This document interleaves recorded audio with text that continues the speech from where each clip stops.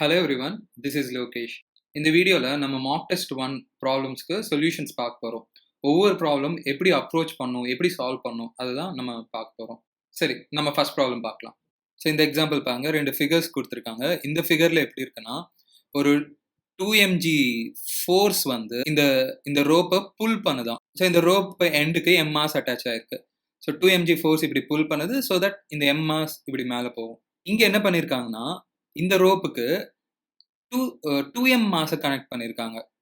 So இது வேற, இது வேற. அஃப்கோர்ஸ் இதோட வெயிட் வந்து 2mg இருக்கும், பட் இது ரெண்டும் டிஃப்ரெண்ட். இந்த மாஸ்க்கு இனர்ஷியாவும் இருக்கும், அதனால இது ரெண்டும் சேம் ஆக்சலரேஷன்ல இருக்கும்னு சொல்ல முடியாது. ஆக்சுவலி இது கொஞ்சம் இன்கம்ப்ளீட்டா இருக்கு. இங்க ஆல்ஃபா ஏ வந்து ஆக்சலரேஷன் ஆஃப் இந்த பிளாக், ஆல்ஃபா பி வந்து ஆக்சலரேஷன் ஆஃப் இந்த பிளாக்.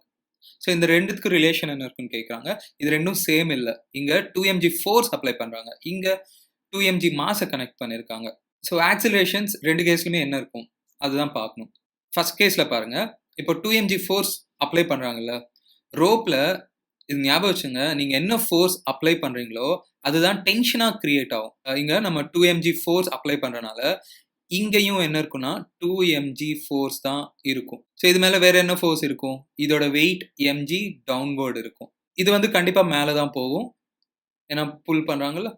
ஸோ இது மேலே போகும். நியூட்டன் செகண்ட் லா போட்டுக்கலாம். Net force mass into acceleration. இங்கே நெட் ஃபோர்ஸ் என்ன போட்டுக்கலாம்? 2mg minus mg equal to mass into acceleration வந்து ஆல்ஃபா ஏ. 2mg மைனஸ் mgன்னு வரும், கேன்சல் பண்ணால் gn வரும். ஆக்சிலரேஷன் வந்து அப்வர்ட்ஸ் இருக்கும். இப்போ இதுக்கு பாருங்க, இங்கே நம்ம ஃபோர்ஸ் அப்ளை பண்ணல, மாஸை கனெக்ட் பண்ணியிருக்கோம். ஸோ இப்போ ஃபர்ஸ்ட் நீங்கள் இந்த மாஸ் மேலே என்னென்ன ஃபோர்ஸ் இருக்கோ பார்க்கணும். ஸோ 2mg வெயிட் டவுன்வர்டு இருக்கும், அப்புறம் இந்த மாஸ் மேலே இங்கே ரோப் கனெக்ட் பண்ணியிருக்காங்க. ஸோ இந்த ரோப் எப்போதுமே புல் பண்ணும். ஸோ இந்த ரோப் வந்து இந்த மாஸ் மேலே அப்ளை பண்ணுற ஃபோர்ஸ் எப்போதுமே இந்த மாஸ் மேலே அவே இருக்கும். டென்ஷன் எப்போதுமே புல்லிங் ஃபோர்ஸ், ஞாபகம் வச்சுங்க. இந்த ரோப் வந்து இதை புல் பண்ணும், ஸோ டென்ஷன் இப்படி இருக்கும். அஃப்கோர்ஸ் இது மாஸ் அதிகம், இது கீழே வரும், அதே டைமில் தான் இது வந்து மேலே போகும். ஸோ இங்கே ஒரே ரோப் தான், மாஸ் இல்லைன்னா டென்ஷன் சேமாக இருக்கும். ஸோ இங்கே டென்ஷன் T தான் இருக்கும், வேற என்ன ஃபோர்ஸ் இருக்கும்? mg இப்படி இருக்கும். F = ma அப்ளை பண்ணலாம்.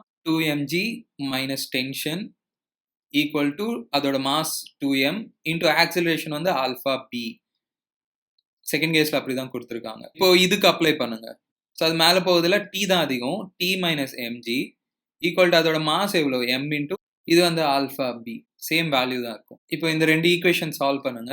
2mg மைனஸ் mg வந்து mg வரும், இங்கே வந்து 3m into alpha B. Cancel பண்ணால் alpha B is equal to g/3 அப்படின்னு வரும். இங்கே alpha A greater than alpha B. இந்த எக்ஸாம்பிள் பாருங்க.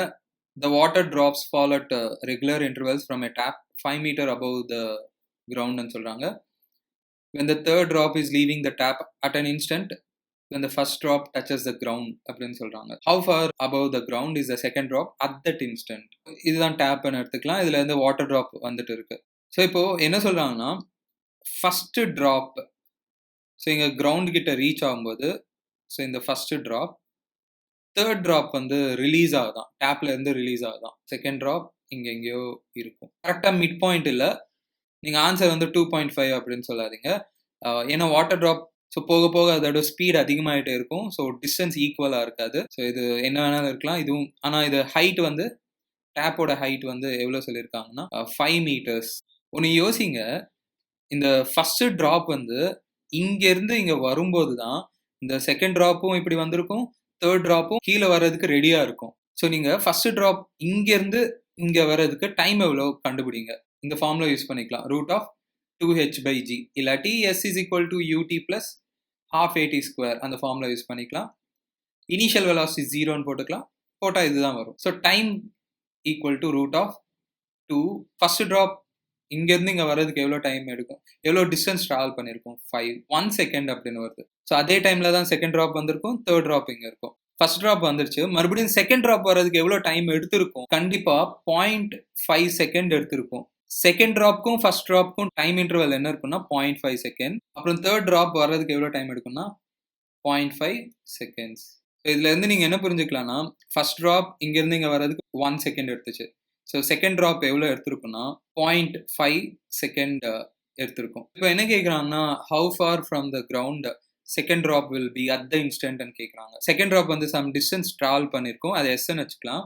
அந்த எஸ் வந்து இந்த ஃபார்மில் போட்டு கண்டுபிடிக்கலாம். இனிஷியல் வெலாசிட்டி வந்து 0 ப்ளஸ் ஹாஃப், இது ஃப்ரீலி ஃபாலிங் தான், acceleration g into second drop இங்கேருந்து இங்கே வர்றதுக்கு டைம் வந்து 0.5 செகண்ட், 1/2 ஸ்கொயர் 1.25 மீட்டர் அப்படின்னு வரும். ஆனால் கேர்ஃபுல்லாக இருங்க, ஃபர்ஸ்ட் ஆப்ஷன் அதுதான் கொடுத்துருக்காங்க. அவங்க என்ன கேட்குறாங்கன்னா ஹைட் கேட்குறாங்க.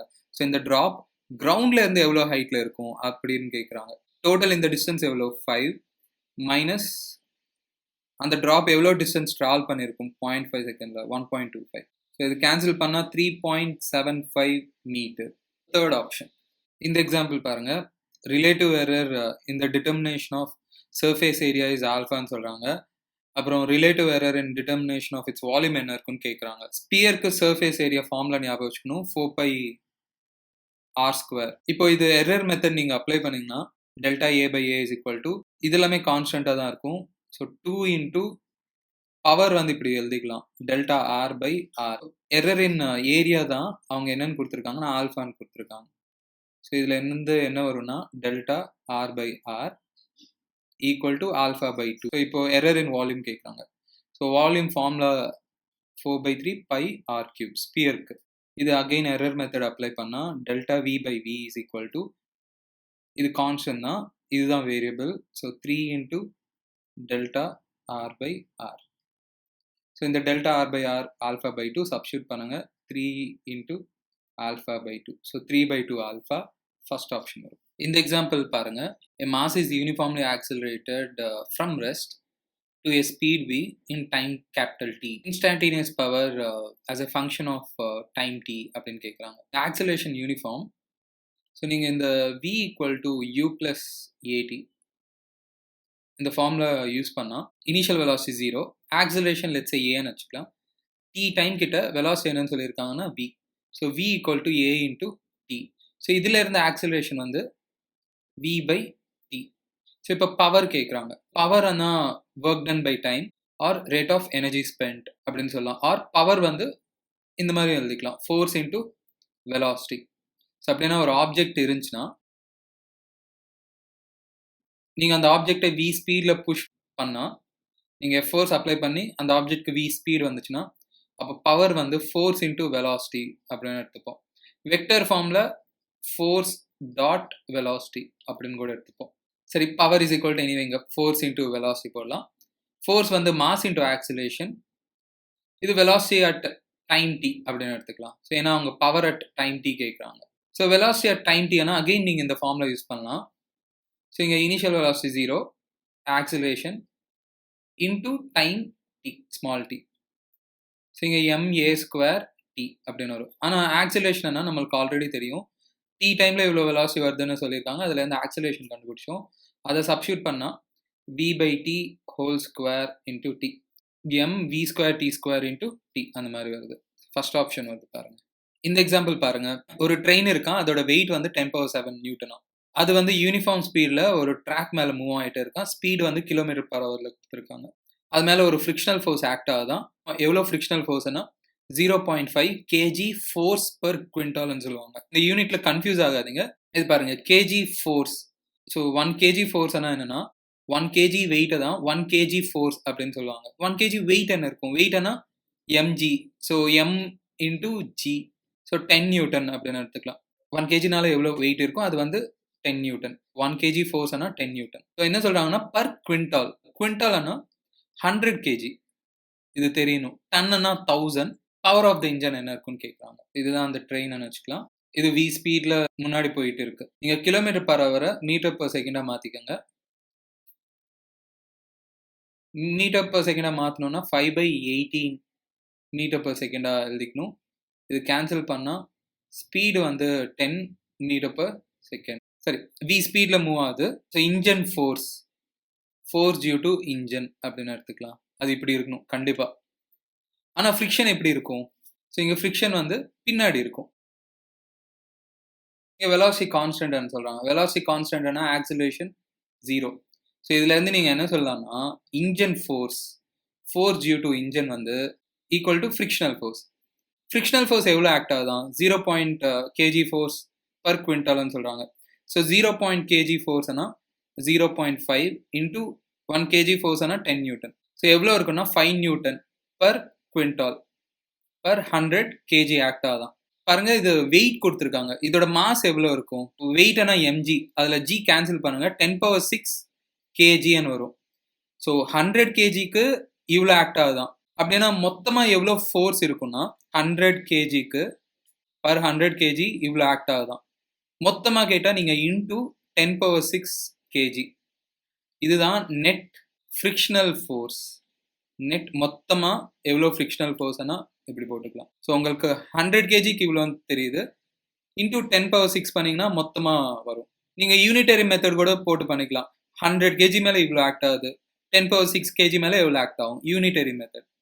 ஸோ அப்படி போட்டால் இது வரும். என்ன வரும்னா 5 × 10⁴ நியூட்டன். ஸோ ஃப்ரிக்ஷனல் ஃபோர்ஸ் எவ்வளோ இருக்குன்னா 5 × 10⁴ நியூட்டன். ஸோ இங்கே பவர் ஆஃப் இன்ஜின் கேட்குறாங்களா, force into engine force into velocity. Engine force எவ்வளோ வந்துச்சு 5 × 10⁴ இன்டூ வெலாசிட்டி வந்து 10 மீட்டர்/செகண்ட். 5 × 10⁵. ஸோ இங்கே ஆன்சர் வந்து கிலோ வாட்ஸில் கேட்குறாங்க. கிலோனா 10⁻³ பாருங்க, இது செட் ஆகும். ஸோ இது வந்து 10⁵ 10² இன்டூ 10³ எழுதிக்காங்க. 5 × 500 வரும், 500 கிலோவாட். இந்த எக்ஸாம்பிள் பாருங்க, டைமென்ஷன்ஸ் ஆஃப் ரெசிஸ்டன்ஸ் கேட்குறாங்க. ஓம்ஸ்லா நீங்கள் யூஸ் பண்ணலாம். V = IR. V ஆனால் வோல்டேஜ்னு சொல்லுவோம். வோல்டேஜ் ஆர் பொட்டென்ஷியல் டிஃபரன்ஸ்னு சொல்லுவோம். எவ்வளோ எனர்ஜி கெயின் பண்ணும் பர் சார்ஜ். வோல்டேஜுக்கு என்ன யூனிட்ஸ்னா ஜூல் பர் குலும். இங்கே குலும்ல எக்ஸ்பிரஸ் பண்ண சொல்ல கரண்ட்ல எக்ஸ்பிரஸ் பண்ண சொல்றாங்க. உங்களுக்கு இது தெரியும், I = Q/T. Q = IT. So அப்படின்னா குலும் வந்து ஆம்பியர் செகண்ட் அப்படின்னு எழுதிக்கலாம். 1 குலும். இங்கே voltage joule per coulomb ampere second.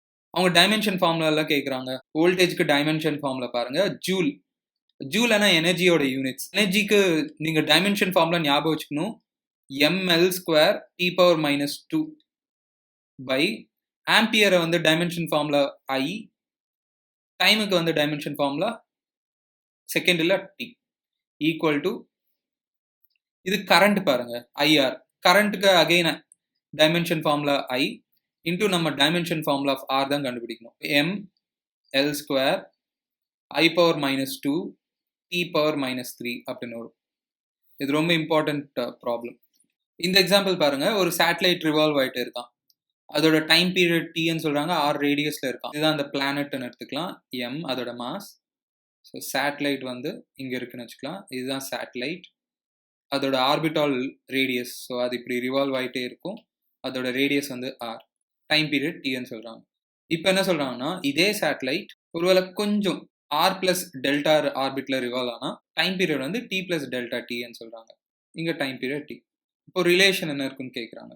உங்களுக்கு இது தெரியும், T² வந்து ப்ரொபோர்ஷனல் டு R3. நீங்கள் R இன்க்ரீஸ் பண்ணிங்கன்னா டைம் பீரியட் Δt இன்க்ரீஸ் ஆகும். ஸோ இந்த ரிலேஷன் யூஸ் பண்ணி நீங்கள் எரர் மெத்தட் அப்ளை பண்ணால் 2 × Δt/T is equal to 3 × Δr/R அப்படின்னு வரும். இந்த Δt தான் இன்க்ரீஸ் இன் டைம் பீரியட், இந்த Δr தான் increase in radius.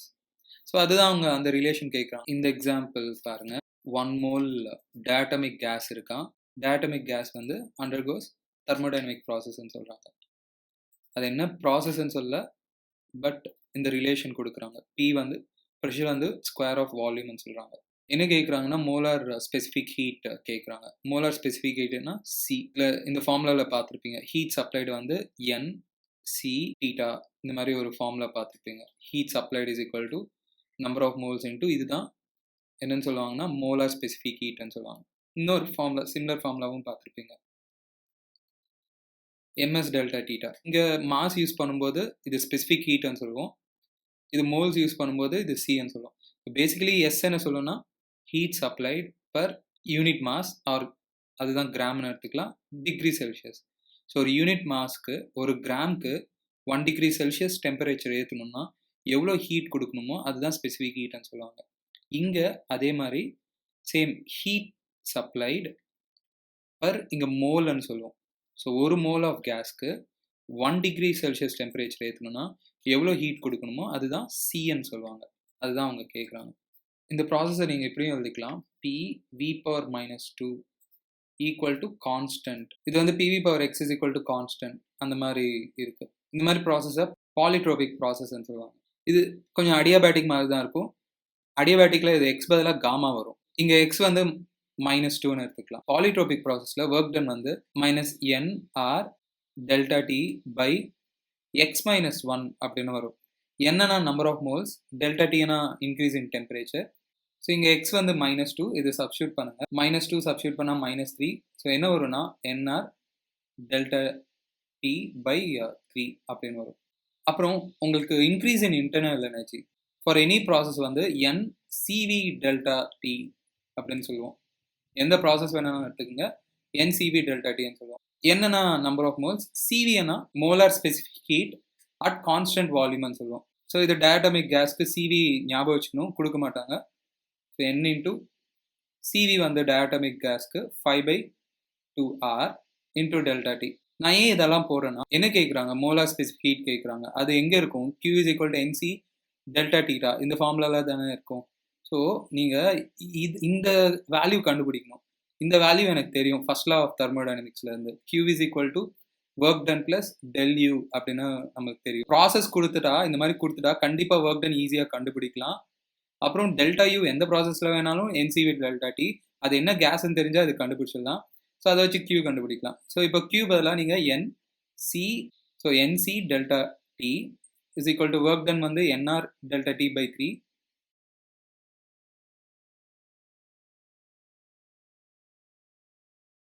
plus 5nr delta t by 2, 17/6 nr delta t அப்படின்னு வரும். n கேன்சல் பண்ணுங்க, டெல்டா டி கேன்சல் பண்ணுங்க. c வந்து 17/6 r அப்படின்னு வரும். ஸோ பி ஆப்ஷன் வரும். இந்த எக்ஸாம்பிள் பாருங்க, ஒரு மெட்டல் பால் வந்து 1 மீட்டர் ஹைட்ல இருந்து ட்ராப் பண்றாங்க. அது கொலிஷனுக்கு அப்புறம் 81 சென்டிமீட்டர்ஸ் ஹைட் ரைஸ் ஆகுதான்.